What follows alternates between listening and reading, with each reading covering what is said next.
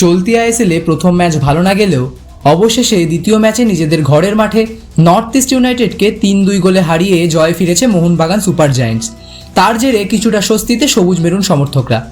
Durand ফাইনালে north ইস্টের কাছে হারের বদলা নিয়ে এবার অ্যাওয়ে ম্যাচে শনিবার মোহনবাগানের প্রতিপক্ষ বেঙ্গালুরু এফসি।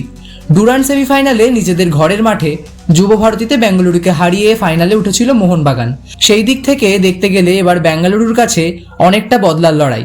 এই মুহূর্তে আইএসএল এর 2 ম্যাচ খেলে 2 ম্যাচ জিতে লিগ টেবিলে দ্বিতীয় স্থানে রয়েছে বেঙ্গালুরু। অন্যদিকে মোহনবাগান প্রথম ম্যাচে মুম্বাই সিটি এফসির কাছে ড্র করায় তাদের পয়েন্ট 4। শনিবার কান্তিরাভা স্টেডিয়ামে প্রথম অ্যাওয়ে ম্যাচ খেলতে নামছে সবুজ মেরুন বাহিনী, তবে জয় নিয়ে আশাবাদী মলিনা। এদিন বেঙ্গালুরু যাওয়ার আগে মোহনবাগান ক্লাবে সাংবাদিক সম্মেলন করেন মোহনবাগান কোচ হোসে মলিনা ও দিমিত্রি পেত্রাতোস। বেঙ্গালুরুর বিরুদ্ধে ম্যাচে কি খেলতে পারবেন অ্যালবার্তো রদ্রিগেজ, সেই নিয়েও চিন্তায় সমর্থকরা। যদিও এখনো পর্যন্ত যা খবর তাতে সম্পূর্ণ ফিট নন রদ্রিগেজ। সেক্ষেত্রে শনিবার সম্ভবত রদ্রিগেজকে ছাড়াই প্রথম একাদশ সাজাতে হবে কোচ মলিনাকে।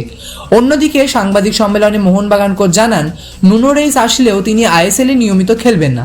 নুনোকে মূলত আনা হয়েছে এসিএল ট্যুরের জন্য। সেক্ষেত্রে আগামী 2 তারিখ এসিএল ট্যুরের অ্যাওয়ে ম্যাচে খেলবেন নুনো, তবে আইএসএলে প্রয়োজন হলে কোনো ম্যাচে তাকে নিশ্চয়ই খেলানো হবে। অন্যদিকে জেমি ম্যাকলারেন দলের সঙ্গে যুক্ত হলেও কোচ একটা বিষয় নিয়ে চিন্তিত। দলের 6 জন বিদেশির মধ্যে 4 জন অ্যাটাকিং পজিশনে খেলেন, ফলে একসঙ্গে 4 জনকে নামিয়ে দিলে দলের ডিফেন্স লাইন নিয়ে সমস্যা হবে।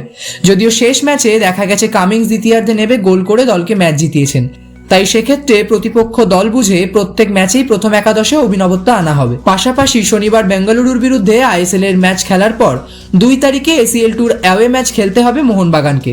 এরপর 3 তারিখ ফিরে এসে একদিনের ব্যবধানে 5 তারিখ ঘরের মাঠে কলকাতার অন্যতম শক্তিশালী দল মোহামেডান স্পোর্টিং এর সঙ্গে আইএসএল এর ম্যাচ মোহনবাগানের। ফলে দলের ফুটবলাররা অনুশীলন করার এবং রিকভারি প্র্যাকটিস করার সুযোগ পাবেন না। এত ঘন ঘন ম্যাচ থাকায় চিন্তার কারণ মোহনবাগানের। তবে দল জয়ে ফেরার অনেকটাই মনোবল বেড়েছে ফুটবলারদের, তাই প্রতিপক্ষকে সমীহ করলেও প্রথম অ্যাওয়ে ম্যাচে 3 পয়েন্ট পেতে মরিয়া সবুজ মেরুন বাহিনী।